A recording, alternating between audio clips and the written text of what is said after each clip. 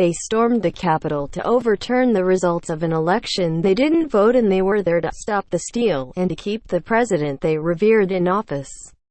Yet records show that some of the rioters who stormed the U.S. Capitol did not vote in the very election they were protesting.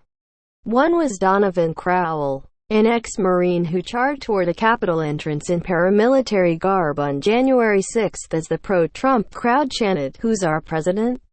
Federal authorities later identified Crowell, 50, as a member of a self-styled militia organization in his home state of Ohio and affiliated with the extremist group the Oath Keepers. His mother told CNN that he previously told her they were going to overtake the government if they tried to take Trump's presidency from him. She said he had become increasingly angry during the Obama administration and that she was aware of his support for former President Donald Trump, despite these apparent pro-Trump views. A county election official in Ohio told CNN that he registered in 2013 but never voted nor responded to any of our confirmation notices to keep him registered, so he was removed from the voter rolls at the end of 2020, and the state said he was not registered in Ohio. A county clerk in Illinois, where Crowell was once registered, also confirmed he was not an active voter anywhere in the state. Crowell was indicted by a federal grand jury on charges of destruction of government property and conspiracy for allegedly coordinating with others to plan their attack.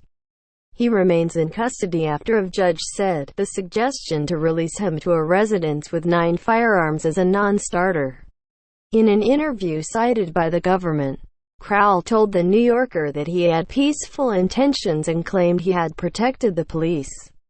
Crowell's attorney did not provide a comment about his client's voting record. Many involved in the insurrection professed to be motivated by patriotism, falsely declaring that Trump was the rightful winner of the election. Yet at least 8 of the people who are now facing criminal charges for their involvement in the events at the Capitol did not vote in the November 2020 presidential election. According to an analysis of voting records from the states where protesters were arrested and those states where public records show they've lived, they came from states around the country and ranged in age from 21 to 65. To determine who voted in November, CNN obtained voting records for more than 80 of the initial arrestees. Most voted in the presidential election, and while many were registered Republicans, a handful were registered as Democrats in those jurisdictions that provided party information, though who someone votes for is not publicly disclosed. Public access to voter history records varies by state, and CNN was unable to view the records of some of those charged. Among those who didn't vote were a 65-year-old Georgia man who, according to government documents, was found in his van with a fully loaded pistol and ammunition, and a Louisiana man who publicly bragged about spending nearly 2 hours inside the Capitol after attending Trump's Stop the Steal rally. Another was a 21-year-old woman from Missouri who prosecutors say shared a video on Snapchat that showed her parading around with a piece of a wooden sign from House Speaker Nancy Pelosi's office. And a Florida man previously convicted of attempted murder who was accused by the government of refusing to leave the Capitol likely did not have the option to cast a ballot because of his unpaid court fines. Jessica Stern, a Boston University professor who has spent around 30 years researching extremists, said that while she hasn't spoken with the individuals involved in the events at the Capitol, from her interviews with other violent extremists, she believes a number of factors could have been at play. They could have believed the system was rigged, as the Stop the Steal movement claims, in which case there would be no point in voting. They could be more attracted to the theater, violence or attention they would get from a demonstration like the one at the Capitol than to actually achieving their purported goal, in this case different election results.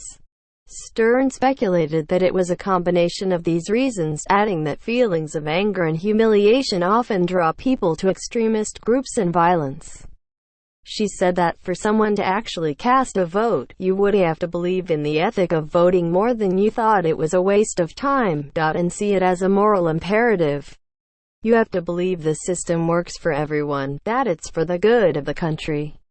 Jack Griffith, a 25-year-old from Tennessee, trumpeted his arrival in Washington, D.C. with a Facebook post saying, "The cavalry is coming," using the hashtag #MAGA, according to court documents. Shortly after leaving the Capitol on January 6, he posted a message of disappointment.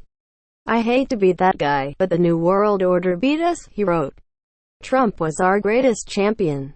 And it still wasn't enough. He tried his very best. He did so much, but he's only one man. I even helped stormed the Capitol today, but it only made things worse. Why, God? Why? Why have you forsaken us?" Unless Trump still has a plan, these online missives describing his participation in the Capitol siege were later used by the Department of Justice to build a criminal case against him.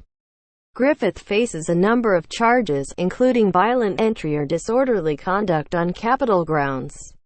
Election data from Tennessee and Alabama, where public records show Griffith had lived, showed that he had voted in the 2016 and 2018 elections but not the 2020 presidential election.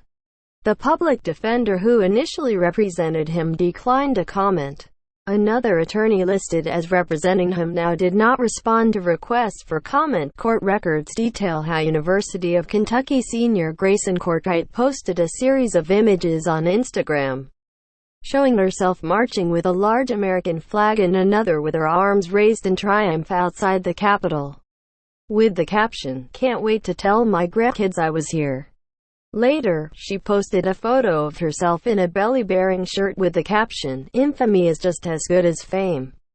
Either way I end up more known." XOXO. Courtwright, who is charged with crimes including knowingly entering a restricted building, was also identified on surveillance footage lugging a congressional members-only sign around the Capitol, according to court records. "IDK, what treason is," she wrote in a conversation shared with the FBI by a tipster who had confronted the college student in a series of Instagram messages.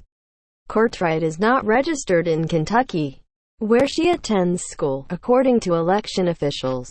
She is registered in her home state of West Virginia, but records show she did not vote in the 2020 election. Her attorney told CNN that Courtwright did not dispute the fact that she did not vote in the election but declined further comment in an image taken from surveillance video. Grayson Courtwright is seen walking up the steps near the Senate chamber carrying a "Members Only" sign. In a string of social media posts he shared straight from the Capitol, Edward Jacob Lang of New York portrayed himself as ready for a revolution. 1776 has commenced, he wrote in one that was cited by the government, showing him standing on the steps of the Capitol. "I was the leader of liberty today. Arrest me. You are on the wrong side of history." Read another. After leaving the Capitol, he continued to encourage followers to join the Patriot movement with him. "Give me liberty or give me death," he posted. Federal prosecutors said that video footage from January 6 shows Lang attempting to attack police officers with a baseball bat, donning a gas mask and riot shield. He now faces a variety of federal charges, including assaulting, resisting or impeding certain officers or employees, civil disorder and violent entry.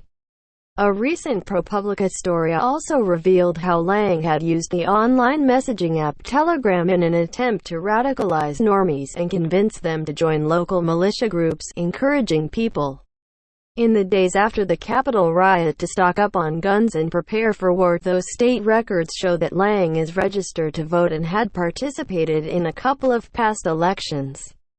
County and state officials confirmed to CNN that he did not vote in the November election. Lang's attorney said in a statement that Lang claimed from jail that he submitted an absentee ballot, saying, "Mr. Lang has always represented himself as a libertarian. He is not a devout Trump supporter, but believes that those taking office will not uphold citizens' First and Second Amendment rights." New York law requires absentee ballots to be postmarked by Election Day and received within the following week in order to be counted.